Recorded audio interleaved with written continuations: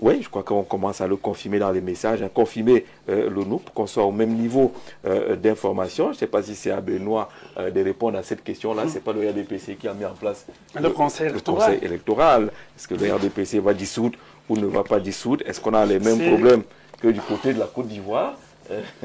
Si le Parlement estime qu'on peut voter une loi pour mettre de côté celle portant création, mise en place du conseil électoral, je ne peux pas m'engager à porter ce message-là ici. Il faudrait que cela soit d'abord débattu à l'Assemblée nationale. D'accord.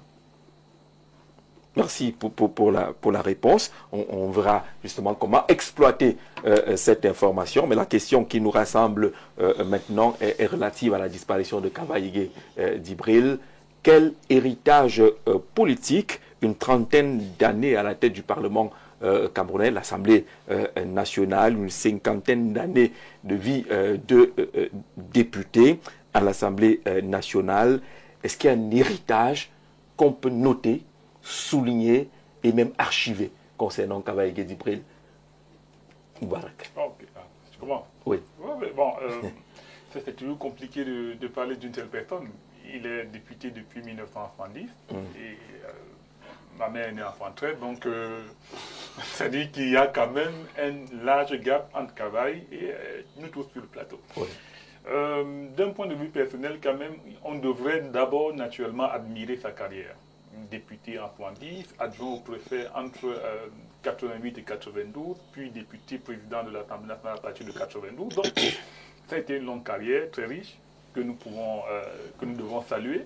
Je pense qu'à un certain moment, il était pratiquement la deuxième personnalité du pays, avant la création du Sénat. Oui. Et puis, juste avec l'arrivée du Sénat, il est devenu la troisième personnalité. Donc, il y aura tellement d'inspiration là-dessus, tellement de choses à dire, parce que je ne sais pas si après lui, peut-être 2 ou 3 autres Camerounais auront encore cette même chance-là de faire peut-être 30 ans au Parlement. Je ne pense pas. À la tête du Parlement, ou alors 50 ans de vie parlementaire, je suis plus sûr qu'il y aura encore un Camerounais qui pourra le faire.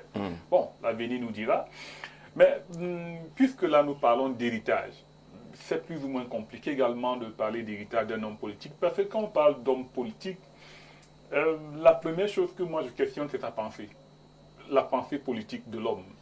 Qu'est-ce qu'il a pensé en tant que politicien? C'est-à-dire que si on parle du président de la République, la première chose qu'on va se dire, c'est le libéralisme communautaire. Si on parle de Cabral, il dit, bon, même si je n'aime pas trop cette pensée-là, mais c'est quand même le fédéralisme communautaire. Si on va appeler Elimbi il va te dire qu'il est littoralien. Si on parle de Gibaï Gatama, il va te dire, bon, il est 11 millions de nordistes. Enfin, bref, il y a une construction idéologique ou philosophique qui généralement accompagne l'homme politique durant toute sa carrière. Bon, si je me mets à scruter la pensée politique de l'honorable Kavaï, je commence à trouver des vides parce que je ne l'identifie pas véritablement à quelque chose qu'on pourra léguer à la postérité en termes de pensée politique, en termes de pensée sociale, en termes de manière de projeter la nation camerounaise. Je n'arrive pas à l'identifier et j'ai encore essayé davantage de vérifier en tant que président du Parlement, parlementaire depuis 50 ans, vous savez. Aujourd'hui, quand même, quand on parle de Macron, c'est la loi Macron qui fait son nom en premier lieu. Si on parle même de Sarkozy également, c'est la loi sur les migrations, un certain nombre de choses. Et donc, en tant que parlementaire... Là, vous parlez des chefs d'État. Non, pas forcément. Je veux dire que les hommes politiques en général ont une identité philosophique. Mais lui, il est un homme politique qui adhérait à une pensée, celle du libéralisme communautaire. Je voulais en venir à ce niveau. Il ne lui demandait pas d'avoir sa propre vision alors qu'il appartenait à... J'ai fini par me résoudre que certainement parce qu'il appartenait au RDPC, il était donc dans la machine du libéralisme communautaire du chef de l'État et il n'avait qu'à défendre cette pensée politique-là. Là, maintenant, on peut commencer à le regarder sous une deuxième casquette, celui du leader politique. Il était en dehors des deuxièmes personnalités du pays. Il a fait 50 ans de mandature, on l'a déjà dit. Mais il était quand même le leader politique du septentrion. Je ne sais pas, c'est-à-dire que jusqu'à présent, en dehors du président Amadou Ahidjo, bon, je ne trouve pas véritablement un autre leader du septentrion qui a déjà eu le même niveau de responsabilité que Kavaï et qui a duré autant. Bon, on va naturellement se rendre compte qu'il a fabriqué beaucoup d'élites au nord. Il a propulsé un certain nombre de personnes, il a beaucoup développé. Mais on peut aussi se poser d'autres questions. Aujourd'hui, quand on regarde la région de l'extrême nord, qui est sa région même, et qui est presque en mariage avec le renouveau, on va quand même se dire que première fille du renouveau. Voilà. C'est ce qu'on dit régulièrement. régulièrement. C'est quand même la région la plus sclérosée du Cameroun. Tous les indicateurs de développement à l'extrême nord sont au rouge. Accès à l'eau, accès à l'éducation, fourniture d'électricité, couverture réseau. Si on regarde la couverture routière, faites Maroua, Garoua, faites Dabanga. Si vous allez de Garoua Dembo, si vous allez de Garoua Madingring, ce sont des routes praticables. Donc, on va quand même se poser la question. Lui, il est, je vais dire, au-delà de l'honorable, c'était la figure de proue de l'élite du Nord. Alors, vous comprenez pourquoi il faut donc que chaque région puisse avoir son député. Bon, peut-être. Moi, je ne suis pas d'accord avec cette manière de penser-là parce que je ne suis pas dans une dynamique élitiste. Moi, je suis dans une... Parce que là, vous êtes en train de lui demander d'aller au-delà du rôle du parlementaire. Je réfléchis... Non, que vous avez semblé minimiser tout à l'heure. Je ne suis pas dans une dynamique élitiste. Là, maintenant, je réfléchis en termes de ce qui est proposé au Cameroun. C'est-à-dire qu'on nous gouverne selon l'élitisme.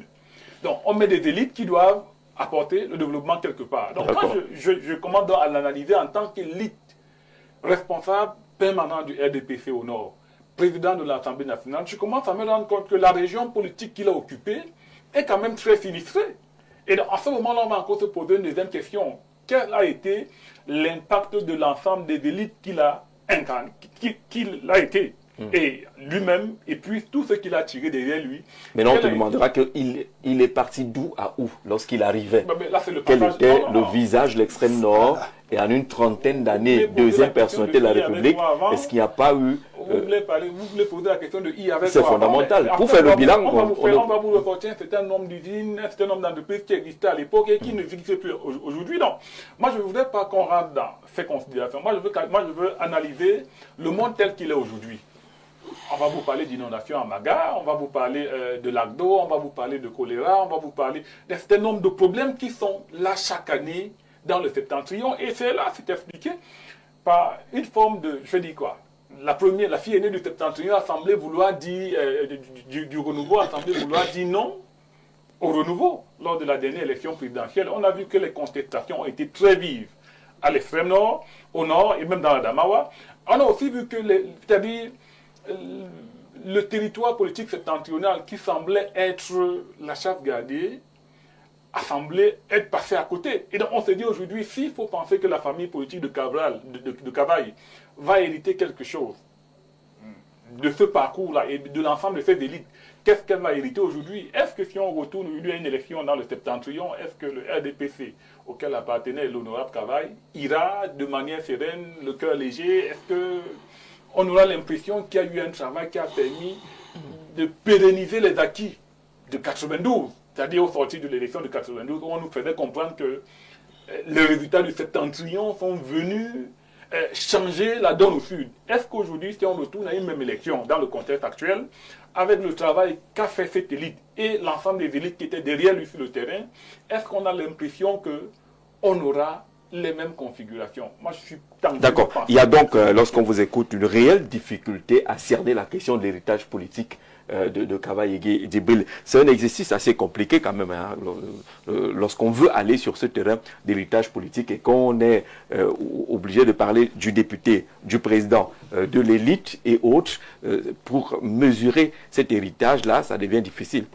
C'est vrai que ça devient difficile, mais pour, j'ai envie de dire quoi, pour faire une bonne analyse, il faut disséquer ça en deux. Il faut disséquer l'héritage lié à la pratique de la politique et l'héritage lié à la pratique du politique. Parce que l'héritage, quand on parle de l'héritage lié à la pratique de la politique, c'est justement ce jeu qui permet à une organisation de conquérir, conserver et pérenniser le pouvoir. Et vu sur cet angle, Cavaille a bien joué son rôle parce qu'il a permis au RDPC de continuer de contrôler l'Assemblée nationale. Il a permis au RDPC de continuer à avoir une majorité dans le Grand Nord, même si elle peut aujourd'hui être relativisée ou relativisable. Bref, il a permis au RDPC de conserver et de pérenniser son pouvoir. Donc vous voyez que sur le plan de la politique, il a un héritage politique à défendre. Mais maintenant, sur le plan du politique, le politique ici, c'est l'ensemble des décisions et même l'implémentation de ces décisions qui ont pour finalité d'améliorer les conditions de vie des populations. Quand on analyse donc sur le plan du politique, c'est là où ça devient problématique, parce que je vais quand même vous rappeler que l'article 2 de notre Constitution vous dit que la souveraineté nationale appartient au peuple camerounais, qui l'exerce soit par l'intermédiaire du président de la République, du Parlement ou du référendum. Ça veut dire ce que ça veut dire. Et quand vous prenez également l'article 14 alinéa 2, je crois bien, de notre Constitution, on vous dit que le Parlement légifère et contrôle l'action du gouvernement. En réalité, avec plus de 30 ans à la tête de notre Parlement, le très honorable Kavayi Djibril devrait avoir au moins une loi qui porte son nom. Je dis bien au moins une loi, parce que je vais vous rappeler que la seule loi que le Parlement a eu à proposer au Cameroun, c'est son règlement intérieur. Et rien d'autre. Ça pose quand même un problème.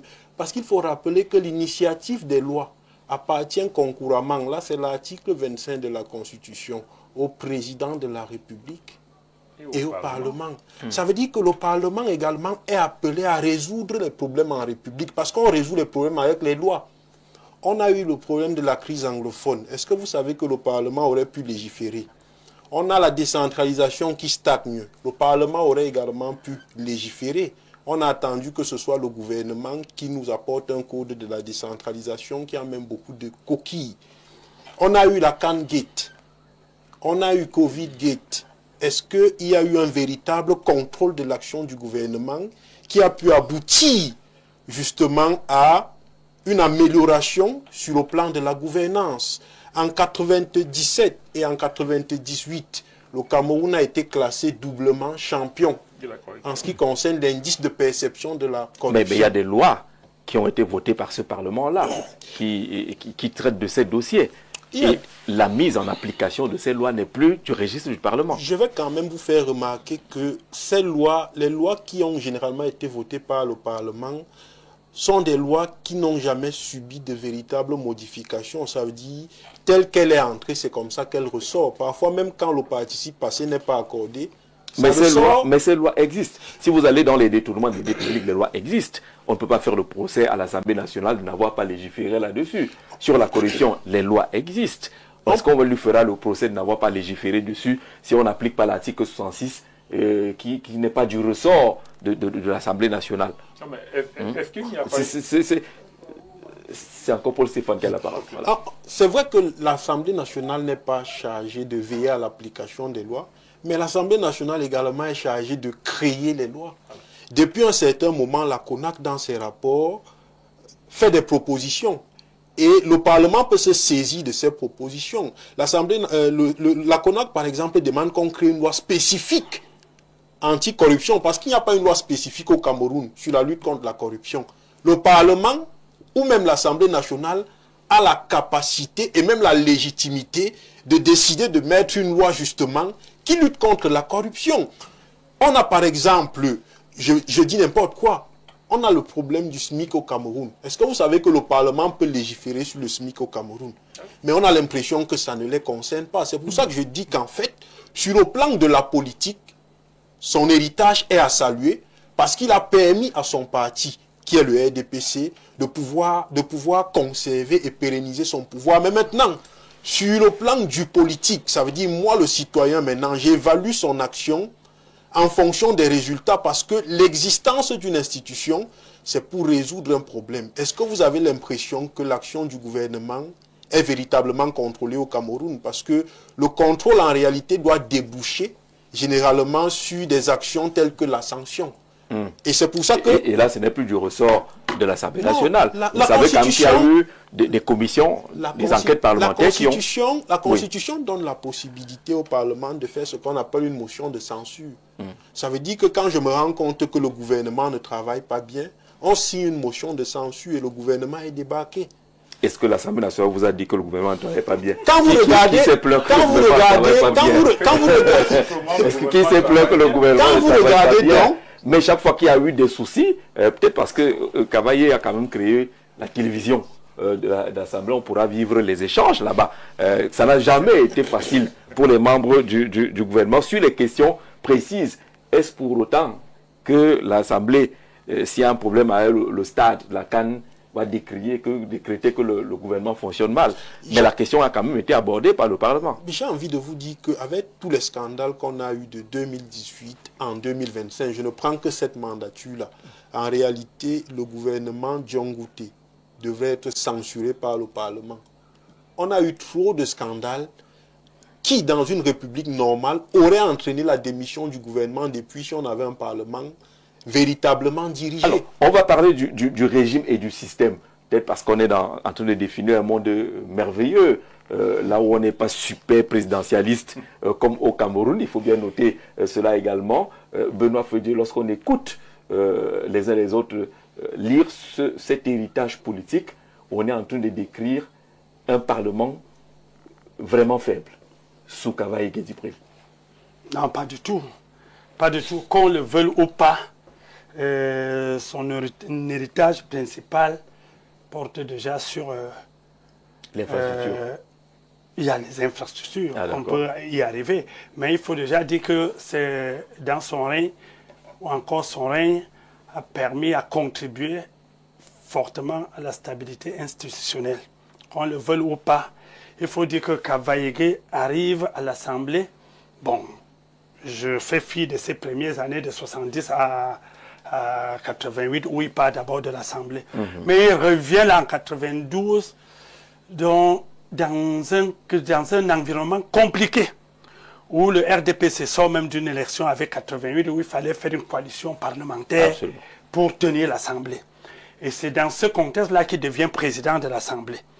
Et je pense pas, quand moi je vois, on parle, n'est-ce pas, de son héritage, on le dit de manière très légère, on essaie de voir quelques difficultés, parce que il n'y a jamais un monde, le monde tranquille n'existe pas. On va dans quelques petites difficultés négligeables. Et puis on s'accroche que sur ça, sans voir quand même quelqu'un qui a pu conduire une assemblée sortir, n'est-ce pas, d'un système. Je ne voudrais pas revenir dans un contexte de 82 jusqu'en 82 qui peinait, n'est-ce pas, à décoller jusqu'en 90 avec l'arrivée du multipartisme. Lorsqu'on arrive dans ce contexte-là où il faut tenter de remoderniser les institutions, je pense que c'est assez compliqué. Parce que on peut dire que c'est à partir de 92 là qu'il fallait mettre un ensemble de choses sur place. On venait de traverser la tripartite, avec des résolutions prises à la tripartite, les recommandations faites que de gauche à droite, il fallait que du côté du gouvernement, il y ait un grand travail. Il fallait qu'on ait une assemblée nationale forte, capable même de discerner un certain nombre de choses pour pouvoir travailler sans créer, n'est-ce pas, je pourrais dire, des conflits quelconques dans le pays. Et je pense que c'est dans ce contexte-là que Cavaillé réussit à amener l'Assemblée. On va dans son passé, c'est cette Assemblée qui vote la Constitution de 96. Ça, je m'attendais au moins qu'on parle de ça. C'est la même Assemblée qui modifie la Constitution en 2008. C'est la même, oui, est-ce que modifier la Constitution, c'est mal? On modifie une Constitution pour améliorer soit la gouvernance ou pour renforcer les institutions. Ça a amélioré quoi? Non, ça a amélioré, qu'on le veuille ou pas. Jusqu'en 2008, oui. Même si ça a tout simplement amélioré le mandat présidentiel, vous n'allez pas rejeter ça d'un revers de la main. C'est à un moment donné, nous, étant un jeune État, si vous ne voulez pas le reconnaître, vous aviez pensé que vraiment, il fallait aller dans un contexte où 2 mandats, immédiatement, le président saute. Alors qu'on est dans un jeune État où, par moment, il y a des choses qu'on construit au fil du temps.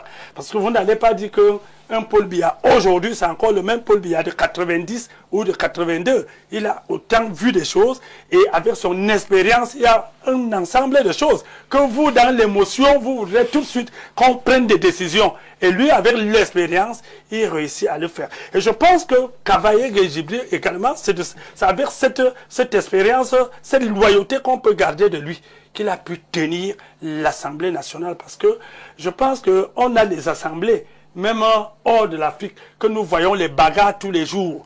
Ça, des choses qui ont quand même été un peu rares dans notre assemblée. Je ne voudrais pas éluder le fait que on a eu une chaussure qui a volé dans les airs. Qui a volé dans les airs. Mais ces exemples-là sont légion. Quand on a un président que, malgré tout, on entre dans le multipartisme, avec les partis de l'opposition qui siègent et qui les réunissent à conduire dans ce contexte-là jusqu'à pendant 34 ans. Pendant 34 ans. Il n'y a pas eu un jour où on a vu les députés, même ne serait-ce que se lever le cravater. Je pense que ne serait-ce que ces petits éléments-là, ça montre une certaine autorité qu'il portait en lui et aussi un sens de conciliation, de management, même des hommes qu'il avait en lui, même s'il était du parti au pouvoir. Parce qu'il ne suffit pas d'être du parti au pouvoir. Même un seul élément à l'Assemblée peut troubler toute l'Assemblée si le président n'est pas charismatique. Alors dans la critique, dans cette critique-là, vous gardez la parole, on dit qu'il n'a pas permis au Parlement de jouer pleinement son rôle, faire des propositions de loi, légiférer face à quelques situations que notre pays traverse. Ça dépend de quel côté on est placé en train de le regarder. Ah, d'accord. Alors, parce que l'Assemblée doit... Quel est le rôle de l'Assemblée? Nous sommes en train de leur réitérer ici qu'ils représentent le peuple, ils légifèrent. Est-ce qu'ils n'ont pas légiféré? Mais attendez, c'est notre constitution, c'est notre loi fondamentale qui a prévu. Stéphane venait de le rappeler tout à l'heure, qu'ils peuvent recevoir... La loi peut venir à l'Assemblée suite à une proposition de loi ou à un projet de loi. Donc le législateur n'a pas été fou de penser que ça peut venir par un projet de loi. Alors, est-ce que si le projet de loi vient, il est acceptable et il résout un certain nombre de problèmes qui correspondent, n'est-ce pas, à notre environnement? Est-ce qu'il faut forcément que quelqu'un soit obligé d'aller proposer une loi juste dans le plaisir qu'on disait qu'il a proposé la loi? Aussi bien qu'on a eu quand même quelques lois proposées. Parce que lorsque la loi est proposée, elle passe, n'est-ce pas, à la commission des présidents. Oui. Pourquoi? Parce que c'est un triage. C'est-à-dire que pour éviter qu'une loi peut-être non complète n'arrive en débat. Donc, la conférence des présidents essaie d'analyser la loi pour voir, est-ce que la loi proposée, on n'a pas déjà les éléments de réponse dans d'autres lois? Est-ce que la loi proposée, est-ce qu'elle n'est pas, n'est-ce pas, est-ce qu'elle est en adéquation avec le fonctionnement de la politique définie? Donc, il y a tout cela. Donc, on ne peut pas dire, moi, je ne suis pas de ceux qui pensent que les députés sont dans une chambre d'enregistrement et n'ont rien proposé. Non. Ils ont leur mission n'est pas d'aller que proposer la loi, c'est légiférer. Les lois qu'ils légifèrent, ça peut venir de la proposition, comme ça peut venir d'un projet. Et moi, je disais donc que Kavaye, je vais parlant de son héritage. Non, moi, je pense que on peut écrire des livres, parce que c'est quelqu'un qui a traversé des étapes et des étapes. La modernisation des institutions, c'est sur Kavaye Djibril. Si nous avons parlé de la décentralisation, c'est sur Kavaye. Tout ce qu'on a, on va également l'attribuer l'avancée du pays, même sur le plan éducatif, sur le plan sanitaire, on peut aussi l'attribuer à Kavaye. Alors, est-ce que ce n'est pas l'erreur qu'on fait Moubarak, lorsqu'on lit le bilan ou l'héritage de Kavaye Djibril, on ne lit pas les évolutions, mais on lit les critiques relatives à ces évolutions. Alors, ici, on prend le code électoral, on oublie que c'est 2012, c'est sous Kavaye Djibril. On prend la constitution 96, c'est sous Kavaye Djibril, mais on s'arrête à des détails critiquables sans lire quand même que ça a été un pas, ça a été des avancées. Oui, Jean-Jacques, tu viens de dire tout à l'heure bilan ou héritage. Moi, je veux bien qu'on distingue le bilan de l'héritage. Parce que l'héritage, c'est quelque chose qu'on lègue comme patrimoine aux autres. Et le bilan, La Constitution, c'est pas un patrimoine. Non, je vais dire on ne lègue pas c'est-à-dire que ce code quand électoral. moi j'entends héritage, c'est que je mets, si on met héritage de Cavaille, je mets d'abord son action personnelle au centre et je vois cela dans la continuité. Donc, on ne peut pas penser qu'un projet de loi qui émane de l'exécutif est constitutif de l'héritage politique de quelqu'un qui ne l'a pas initié. Quand Macron initie la loi Macron de 2003, il n'est pas président. Il est membre du gouvernement, mais il initie quand même quelque chose qui finit par porter son nom. Et là, c'est la faute à qui a travaillé, qui n'a pas initié un projet de loi. Bon, si le projet de loi au Cameroun ne porte pas un nom... Est-ce que le projet de loi peut passer outre l'Assemblée? Pas du tout. Non. C'est-à-dire que... Donc, automatiquement, Non, je veux dire qu'il n'aurait pas été à l'Assemblée nationale, que les projets de loi seraient toujours venus. Non, ça pouvait non, pas. Non, c'est pour ça qu'il était à l'Assemblée. Non, ne faisons pas là, on est dans l'art divinatoire. Il était à l'Assemblée et il y a eu ces projets de loi. Est-ce que ce n'est pas des avancées qu'on refuse de voir? On a amené des projets, ils les ont travaillés et c'est reparti. Mais maintenant, l'Assemblée a une dynamique interne qui lui est propre. Elle peut initier, elle peut faire un certain nombre de choses. Et au-delà d'initier de l'activité de légiférer, il y a maintenant l'action politique sur le terrain. Il est quand même le délégué permanent du parti. Il était sur la délégation permanente du travail. Voilà. Dans l'extrême nord. Est-ce qu'il y a un procès à lui faire là-dessus? Je veux donc dire, c'est-à-dire ça c'est l'homme politique.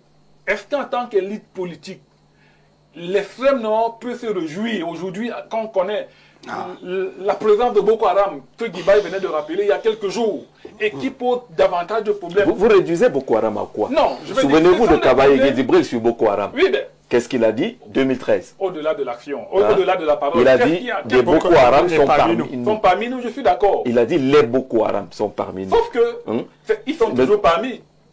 C'est-à-dire qu'ils sont toujours actifs. Et ils ne sont pas où? Ils sont toujours actifs. Ils sont toujours dans les mêmes pays là où ils ont... Non, ce que je fais de dire... Qu'est-ce que vous attendez de Kabaye Guédibril concernant Boko Haram, par exemple? Je veux bien comprendre ça. Ce que je fais de dire, oui. c'est qu'aujourd'hui, le modèle est élitiste. Lorsqu'on a des élites quelque part, on s'attend à ce que ces élites-là ramènent au sein de leur communauté des éléments qui boostent la communauté, qui développent la communauté. Après, vous avez dit que c'est un député de la nation, pas du village. Aujourd'hui, bon, mais je veux dire... Restons sur le cas Boko Haram. Restons sur le cas Boko Haram. C'est quand même un sujet intéressant et important. J'ai soulevé un certain nombre de problématiques. Celle de Boko Haram, la mérite qu'on s'arrête un peu là-dessus. Voilà. Prenons un seul exemple. Quel a été le niveau peut-être d'activité parlementaire relatif à la présence de Boko Haram? Quel a été le niveau de lobby financier? Il fallait une loi. Il fallait une nouvelle loi. Mais la loi antiterroriste a été votée à l'Assemblée nationale. C'est une possibilité. Il y a une loi sur le terrorisme à l'Assemblée nationale. Émanant de Cavaille? C'est l'Assemblée nationale. Vous voulez que Cavaille écrive ses propres propositions, là vous reconnaissez qu'il a travaillé. La dernière élection a montré quand même que le septentrion et surtout l'extrême nord étaient en désaccord avec son élite. Non, c'est une erreur. Résultat. L'extrême nord a voté pour Paul Biya. Au moins, reconnaissons cela. Oui, mais on a alors, c'est Cavaye qui est le chef de délégation régionale. Mais on a aussi vu qu'à l'extrême nord, les contestations comme partout. Comme partout, mais partout. Pas comme partout. On ne peut pas dire comme partout. Elles n'ont pas été fortes. Elles ont été très fortes. Vous avez vu Manjou? Mais je veux dire qu'elles ont également été très fortes. Elles ont été très fortes. Est-ce que c'est comparable? Mais comme partout, c'est comme qu'à Yaoundé, on a eu la même contestation. Non, mais je dis est-ce qu'il y a eu ça en Guelmendouka de la même manière? Non. Donc il y a quand même eu une forte contestation à l'extrême. Mais ils ont voté pour Paul Biya. Oui, mais ils ont aussi contesté sur la direction de Cavaye. J'ai dit qu'ils ont contesté le résultat de cette élection. Et vous dites quoi? C'est parce que... c'est quelque chose qui est nouveau. C'est-à-dire que et on ne pouvait même pas penser que l'opposition pouvait avoir le score qu'elle a eu à l'extrême nord. C'est-à-dire que c'est la première fois. C'est-à-dire qu'avec Issa Chiroma candidat, pour la première fois aussi, vous minimisez la présence de Issa Chiroma sur le terrain. Je veux dire qu'il y a un niveau d'insatisfaction de la population vis-à-vis de l'élite qui est censée amener le développement sur ce territoire-là, qui fait qu'on peut questionner aujourd'hui l'héritage que cette élite qui est en train de partir a laissé à la population. Il n'y a pas d'école, il n'y a pas d'eau, il y a des problèmes de santé, il n'y a pas les routes. C'est pas moi qui le dis. C'est-à-dire que je relais les problèmes que pose Les mêmes qu'on pourrait poser à Doumenta. Les on pourrait poser à Yabassi. Si vous écoutez Bachirou Mamadou, si vous écoutez Guibaï Gatama, l'ensemble des Vélés dit bon, vous posez ces questions-là. Moubarak, tu vas de Galois à Madingré, Moubarak, c'est la même région. On veut aller. Moubarak, s'il te plaît, on va aller de façon constructive. Oui. Si on entre sur ce terrain-là, le type de je ne sais pas de quel village va dire exactement la même chose, qu'il n'a pas l'école, il n'a pas l'électricité, il n'a pas l'eau, ainsi de suite. On veut qu'on comprenne pourquoi vous attribuez à, je ne veux pas dire Pobia n'a pas perdu, à l'extrême nord. Pourquoi vous pensez qu'il y a eu un échec au niveau politique? Je rappelle que Cavaillé, c'est 34 ans et ils n'ont pas perdu une élection. Je suis dans bien cette partie d'accord, du pays. mais je redis encore, je vous ai posé une question au départ. Si on allait aujourd'hui à une élection, est-ce qu'on va aborder l'élection dans le septentrion, qui est, je vais dire, le territoire dans lequel Cava était presque la première personnalité? Dans l'extrême nord, par exemple. Il était dans l'extrême nord, mais dans le septentrion en général, c'était la première figure. Je veux dire, si on rentre aujourd'hui dans une élection, est-ce qu'on va avec les mêmes certitudes que quand on y allait en 2020? Est-ce qu'on va avec les certitudes à une élection? Jean-Jacques, Réponse, oui. Non, plus la même chose. moi je suis... Beaucoup de choses ont reculé. L'élite n'a pas répondu à la population telle que la population a donné à l'élite. C'est ça mon problème. Ouais. Et il faudrait rectifier le tir. D'accord. Je voudrais parler un peu comme Bokar, qui a commencé à dire que le ministre de l'économie n'a pas fait ci, n'a pas fait ça. J'aime toujours que l'enfant même qui nous regarde à la maison et qui va même aller composer son examen dans quelques jours puisse retenir quelque chose. L'héritage. Quand on parlait de l'héritage dans mon village, on parlait de ce que quelqu'un a laissé et qu'on devrait se partager ou partager à ses enfants. Bien évidemment. Mais là, l'héritage, on cite que les choses qu'on n'a pas laissées là. Je ne sais pas là où on va avec cet héritage-là. Moi, je pense que si on dit l'héritage de Cavaillé, encore moins que lorsqu'on vient parler de l'extrême nord, vous ne pouvez pas partir de rien pour lancer une comparaison ou encore pour critiquer le niveau de développement d'une région. Parce que pour critiquer le niveau de développement d'une région, il faut que vous allez avec certains éléments, vous mettez en place certains éléments élémentaires. Pour dire que, non, attendez un peu, laissez-moi, pour dire que nous étions vous devez dire que le travail est attendez, je suis pas sûr. Je suis en train de dire. Est-ce que vous avez les chiffres? Oui, donnez-nous les chiffres. Pendant qu'il parle, trouvez-nous les chiffres. D'accord. Donc, je dis ceci. Vous ne pouvez pas vous lever, vous dire, on est dans l'héritage de Cavaillé Gébri qui a fait 34 ans à l'Assemblée nationale. Et vous commencez directement à citer les éléments négatifs de sa région. Non. Vous serez capable de nous dire que avant 34 ans, voilà la région là qui était ceci. C'est parce qu'il a fait 34 ans que la région n'a plus bougé. Non, au contraire. S'il faut donc qu'on va dans cette comparaison, on verrait que la région, quel que soit le cas, elle n'est pas le paradis. Elle n'a pas atteint encore le pic de son développement. Mais chaque jour, elle se développe. Et nous avons dit ici que Cavaillé, qu'on le veuille ou pas, il a réussi à développer une certaine cohésion au niveau de la région de l'extrême nord. Moi, vous savez, je n'aime pas toujours cette région qu'on appelle la région du Septentrion. Moi, je sais que, oui, du côté du Septentrion, il y a 3 régions.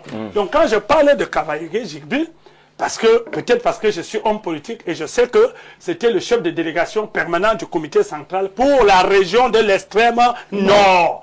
Donc, la région de l'extrême nord, elle est restée fidèle, elle est restée cohérente jusqu'à aujourd'hui où Cavaillé décède. On a aujourd'hui déjà des gens qui l'ont laissé et qui sont également loyaux, qui soutiennent la politique, qui soutiennent le chef de l'État, qui soutiennent les institutions.